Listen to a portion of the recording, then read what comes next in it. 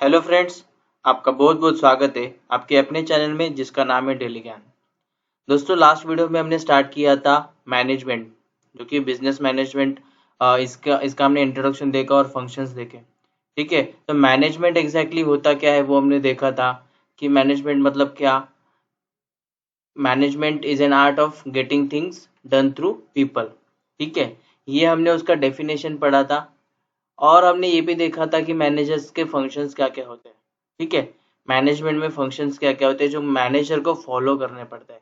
एक successful manager बनने के लिए उसके फंक्शंस उसको क्या क्या फॉलो करना पड़ता है। नाउ फ्रॉम दिस लेक्चर, ठीक है, ये वीडियो में हम क्या देखेंगे। हेनरी फेयर जिन्होंने वो फंक्शंस हमें दिए थे। ठीक है, प्रोफेसर हेनरी फेयर इन्होंने हमें वो फंक्शंस दिए थे मैनेजमेंट के, और उन्होंने कुछ प्रिंसिपल्स भी बताए। ठीक है, एडमिनिस्ट्रेटिव थियरी बोलते हैं उसको। ठीक है, फेयर्स एडमिनिस्ट्रेटिव थियरी, या फिर उसको 14 प्रिंसिपल ऑफ मैनेजमेंट इस नाम से भी हम बोलते हैं। ठीक है, हेनरी फेयर, ठीक है, जो एक mining engineer and senior executive in France. ठीक है, ये इनका स्वीट यहाँ पर हम इंट्रोडक्शन बता बोल सकते हैं। ठीक है, is considered to be one of the most influential contributor to modern management theory. Unlike Taylor, who improved productivity by analyzing workers' action, Fels took top-down approach. Fels developed 14 principles of administration that outline how managers should organize and interact with employees. आप यहाँ पर देख सकते हो कि यहाँ पर जो फेयर्स की थियरी है वो क्या बता रही है। जो उन्होंने प्रिंसिपल्स दिए, थियरी दी है, वो क्या बोलते हैं कि manager should organise interact with employees. Manager ने किस तरह से एम्प्लॉयज से इंटरैक्ट करना है, बिहेवियर करना है। वो एक गुड एग्जाम्पल होने के लिए उसको क्या क्या फॉलो करने पड़ेंगे रूल, वो इस वीडियो में हम देखेंगे। तो वीडियो को एंड तक देखिए। इसीलिए यहाँ पर जो जो 14 प्रिंसिपल्स आपको बताए जाएंगे विथ एग्जांपल्स। ठीक है, बीच बीच में आपको एग्जांपल्स भी इसके अंदर सुनने के लिए मिलेंगे। तो वीडियो को एंड तक देखिए और शेयर भी जरूर कीजिए। तो स्टार्ट करते हैं। हमारा फर्स्ट जो प्रिंसिपल है, हेनरी फॉयल ने जो फर्स्ट हमें प्रिंसिपल बताया, that is division of work. ठीक है, डिवीजन ऑफ वर्क मतलब क्या है। When employees are specialised, output can increase because they become increasingly skills and efficient. Division of work मतलब स्किल्स के हिसाब से, स्किल के हिसाब से डिवीजन किया जाता है वर्क का।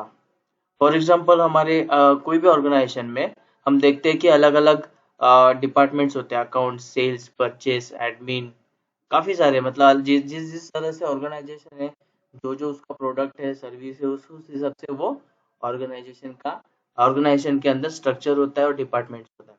ठीक है, अभी फॉर एग्जांपल रिसेप्शन में उस व्यक्ति को बिठाया जाता है जो सामने वाले बंदे से अच्छे से इंटरेक्ट करे, कम्युनिकेशन स्किल्स उसके अच्छे हो।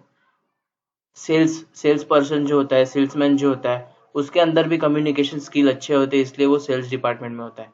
ठीक है, वो लोगों को अच्छी तरह से एक्सप्लेन करना और प्रोडक्ट सेल कराना उसको अच्छी तरह से आता है, इसलिए सेल्स वो सेल्स मेंबर होता है। या फिर अकाउंटेंट, जिसको अच्छी तरह से टैक्स का नॉलेज है, ठीक है, वो अकाउंटेंट के पोस्ट पे होता है। किसी को अच्छी टीचिंग आती है तो उसके स्किल के हिसाब से वो टीचिंग में या फिर करियर गाइडेंस में, इस तरह से अपने अपने स्किल के हिसाब से लोग जॉब देखते हैं। और ऑर्गेनाइजेशन में उसी तरह से, फैक्ट्रीज हो या फिर ऑर्गेनाइजेशन में, उसी तरह से मशीन पे बिठाना है या फिर उस चेयर पे बिठाना है जिसके अंदर वो स्किल है। इसीलिए डिवीजन ऑफ वर्क ये प्रिंसिपल बताता है कि मैनेजर को डिवीजन इस तरह से करना है कि जो जिस स्किल में स्पेशलाइज्ड है उसको वो स्किल का जॉब दे। After that, authority. Managers must have authority to give order. ठीक है, यहाँ पर आप देख सकते हो कि अथॉरिटी, मैनेजर को एक अथॉरिटी होती है। एक मैनेजर पोस्ट एक अच्छी पोस्ट मानी जाती है, जो कि उसके नीचे काफी सारे बंदे काम करते हैं। लेकिन ये एक अथॉरिटी है, उसके साथ साथ एक रिस्पॉन्सिबिलिटी है। तो मैनेजर को क्या करना है, ये जो चीज है ना वो भूलनी नहीं है बिल्कुल भी, कि अथॉरिटी उसके पास है। वो अथॉरिटी ऑर्डर सिर्फ ऑर्डर देने के लिए नहीं है, बल्कि वो अथॉरिटी को एक एज ए रिस्पॉन्सिबिलिटी माना जाएगा। After that, discipline. Discipline must be upheld in organization, but method for doing so can vary. अभी डिसिप्लिन डिसिप्लिन तो ऑब्वियसली होना चाहिए हर काम में। हर काम को अगर परफेक्टली कराना है तो डिसिप्लिन खुद मैनेजर में भी होना चाहिए। After that unity of command.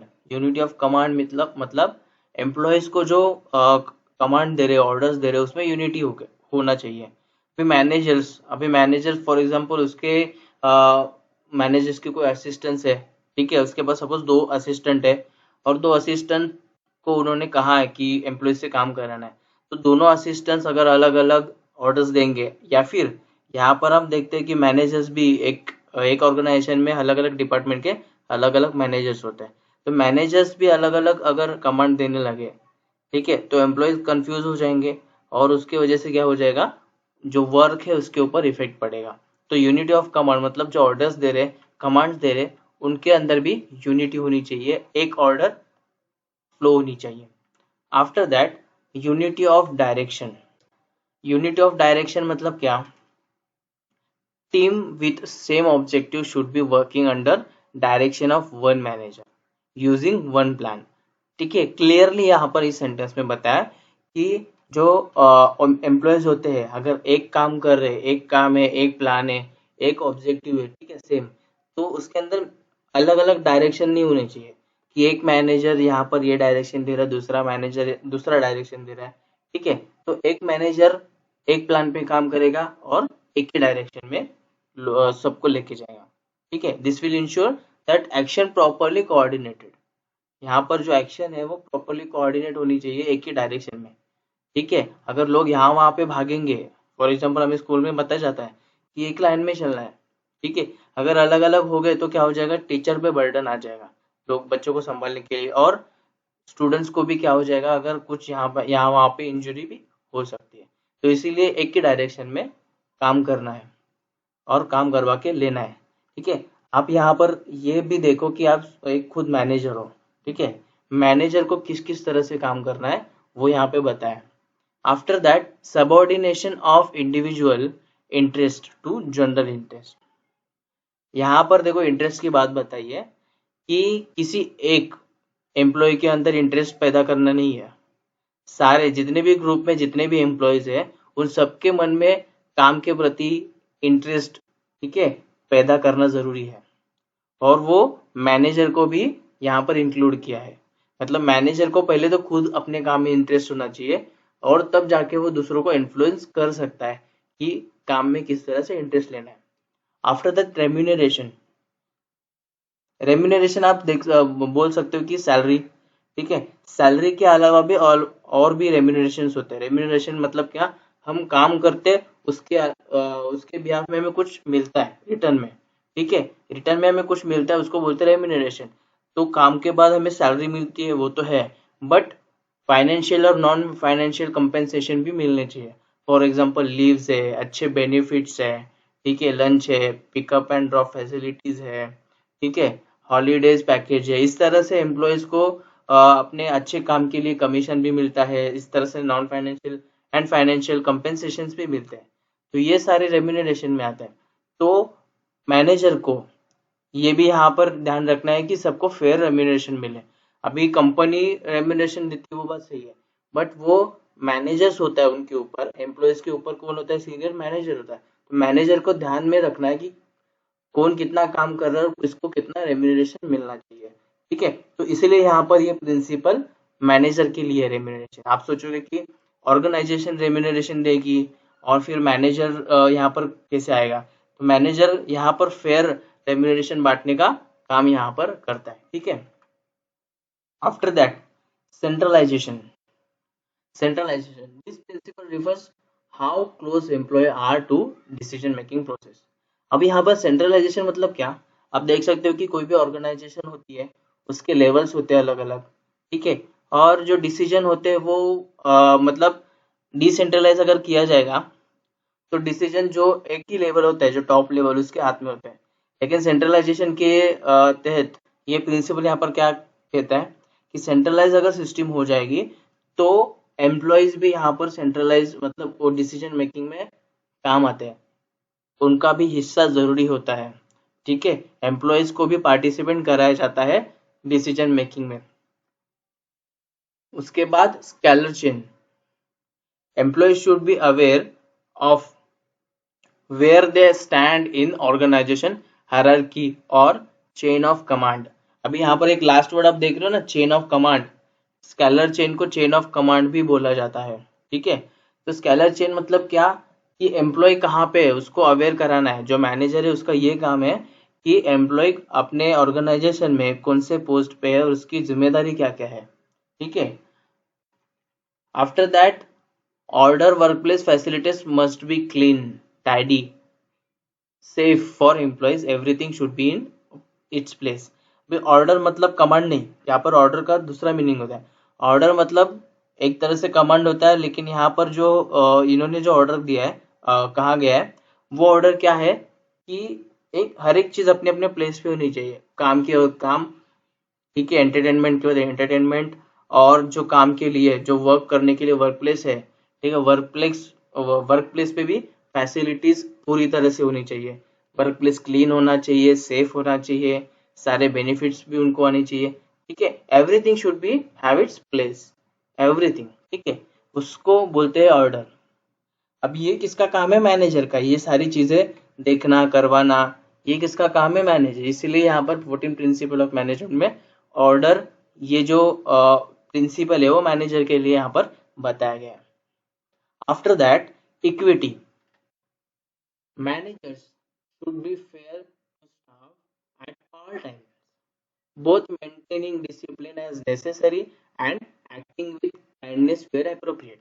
Equity, अभी मैनेजर्स किसी से मतलब कोई अच्छा क्लोज है, ठीक है, क्लोज है इसलिए, फ्रेंडली है इसलिए उससे अच्छा बर्ताव करना, उससे अच्छे फेयर, जैसे कि रेम्यूनरेशन की बात भी आई, उसको फेयर रेम्यूनरेशन देना, और किसी और को जो उसको पसंद नहीं है उसके साथ अलग बर्ताव करना, तो ये मैनेजर की प्रिंसिपल में नहीं बैठता। मैनेजर का प्रिंसिपल इक्विटी होता है, मतलब जो सबके साथ सेम बर्ताव करे। ठीक है, manager should be fair to staff at all times, हर वक्त हर स्टाफ के साथ उसने इक्विटी पेश आना चाहिए। Both maintaining discipline as necessary and acting with kindness where appropriate. ठीक है, कहीं पर अगर दया दिखानी है तो वहां पर दया दिखानी है, और कहीं पर अगर स्ट्रिक्ट काम करवाना है तो वहां पे डिसिप्लिन भी जरूरी है। ठीक है, मतलब as per work, as per काम, सिचुएशन के हिसाब से उसको इक्विटी सबके साथ दिखानी चाहिए। After that stability of tenure of personal, personal मतलब क्या? एम्प्लॉयज। ठीक है, ये वर्ड अगर पर्सनल आपको लगता रहेगा, पर्सनल मतलब वैयक्तिक, इट इज नॉट दैट। ठीक है, पर्सनल मतलब पर्सोनेल यहाँ पर दिखा है, पर्सनल मतलब एम्प्लॉय, इंसान। ठीक है, तो यहाँ पर stability of tenure of personnel, तो यहाँ पर स्टेबिलिटी ऑफ टेन्योर मतलब क्या? Employee should be remain in the same organization for long time. ये भी उसकी जिम्मेदारी है, किसकी? मैनेजर्स की। तो manager should strive to minimize employee turnover, personnel planning should be priority. ठीक है, किसी को भी अगर कुछ प्रॉब्लम हो रही है, ठीक है, एचआर, आपको आपको तो पता है कि ऑफिस में, ऑर्गेनाइजेशन में एचआर टीम होती है जो look after, HR team will look after employees. ठीक है, employees grievance and all, but managers, उससे पहले मैनेजर आता है। एम्प्लॉयज के साथ काम कौन करता है? मैनेजर। तो मैनेजर की ये पहली जिम्मेदारी है कि वो क्या करे, लोगों को, मतलब उसके एम्प्लॉयज को वो ध्यान रखे उसका। ठीक है, और अगर वो छोड़ के जा रहे हैं तो क्या प्रॉब्लम है, क्यों जा रहे हैं, एम्प्लॉयज टर्नओवर कम करना है, बस इतना ही। यहाँ पर ये जो पॉइंट है उसका यही मीनिंग है कि एम्प्लॉयज का टर्नओवर जो है कम करना है। ठीक है, ताकि कोई एम्प्लॉय छोड़ के ना जाए। अभी मोस्ट ऑफ टाइम मैनेजर्स होते हैं ना, उनके वजह से भी एम्प्लॉय छोड़ के जाते हैं, मतलब मैनेजर बहुत प्रेशर डालता है। इस तरह से वर्ड हम एम्प्लॉयज के मुंह से सुनते हैं। ठीक है, तो मैनेजर्स को, अगर मैनेजर्स अपने प्रिंसिपल्स फॉलो करेंगे तो एम्प्लॉयज क्या हो जाएंगे, टर्नओवर उनका मिनिमम हो जाएगा। टर्नओवर मतलब छोड़ के जाना, ऑफिस छोड़ के जाना। ठीक है, तो इस तरह से मैनेजर ने सबका ध्यान रख के इस तरह से आपको सबको संभाल के रखना है। ठीक है, आप एक मैनेजर हो, आपको ये सारी बात ध्यान में रखनी है। ठीक है, आप एक मैनेजर के लेवल से सोच रहे हो, ठीक है, तो मैनेजमेंट की स्टडीज मतलब you are a manager. Now next point is initiative. Employee should be given the necessary level of freedom to create carry out plans. ठीक है, नेसेसरी लेवल ऑफ फ्रीडम मतलब क्या? जैसे कि कोई एम्प्लॉयज है अभी, जैसे कि यहाँ पर ये फर्स्ट अपना एक प्रीवियस पॉइंट था जैसे कि स्टेबिलिटी ऑफ टेन्योर. तो अगर किसी को बहुत अगर वो स्किल्स उसके पास ज़्यादा नहीं है, ठीक है, तो बार बार उसको टॉर्चर करके उसको पीछे रखा जाता है. तो ऐसा नहीं करना है. ठीक है, इनिशिएटिव मतलब हर एक एम्प्लॉयज को इनकरेज करना है, उसके मन में कॉन्फिडेंस इंक्रीज कराना है कि एवरीबॉडी शुड डू एनीथिंग. ठीक है, ऐसा नहीं कि इनडिसिप्लिन में काम करें, बट इनिशिएटिव मतलब कोई भी जिम्मेदारी लेने के लिए एम्प्लॉयज आगे खुद से बढ़े, ये फ्रीडम उनको देना चाहिए ताकि एम्प्लॉयज के अंदर क्या स्किल्स है, वो किस तरह से काम कर सकते हैं, ये सारी बातें जो है वो ऑर्गेनाइजेशन के सामने आ सकती है, ये सारी बातें मैनेजर्स के सामने आ सकती है. ठीक है, तो इस तरह से एम्प्लॉय को क्या करना चाहिए, अच्छे से ट्रीट करना चाहिए, इनिशिएटिव्स मेंटेन करने के लिए इनकरेज करना चाहिए. After that, spirit the corps मतलब टीम वर्क. जिस तरह से ऑर्गेनाइजेशन में अलग अलग टीम्स होती है, डिपार्टमेंट्स होती है, हर एक एम्प्लॉय अपने अपने टीम के साथ अच्छे से काम करेगा तो क्या हो जाएगा, कोई प्रॉब्लम यहाँ पर नहीं आ सकती. ठीक है, इसीलिए क्या होना चाहिए, टीम वर्क भी यहाँ पर जरूरी है.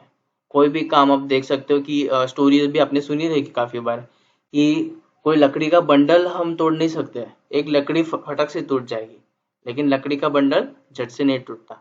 उसी तरह से ऑर्गेनाइजेशन में अगर टीम वर्क, कोई परचेस डिपार्टमेंट है, सेल्स डिपार्टमेंट, वॉट कोई भी डिपार्टमेंट है, सारे लोग एक दूसरे से मिलकर अगर काम करेंगे तो वो काम एकदम प्रॉपरली होता है और without any mistakes, without any obstacles वो काम कंप्लीट हो जाता है.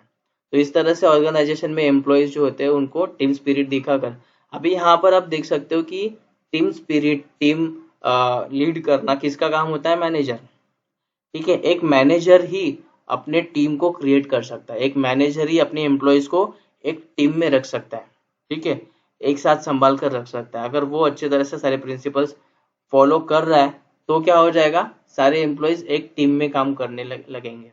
ठीक है, तो ये भी जो फंक्शन, ये भी जो प्रिंसिपल है वो भी बहुत इंपॉर्टेंट है. और उस तरह से ये सारे 14 प्रिंसिपल ऑफ मैनेजमेंट यहाँ पर खत्म हो जा रहे हैं.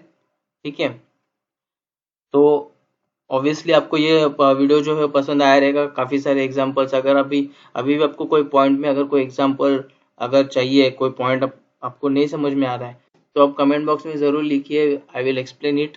ठीक है, एंड वीडियो को एंड तक देखने के लिए thank you so much. Video को शेयर भी ज़रूर करिएगा ताकि आपके बाकी जो फ्रेंड्स है, कॉलेज फ्रेंड्स, उनके तक भी ये वीडियो आसानी से पहुंच सके.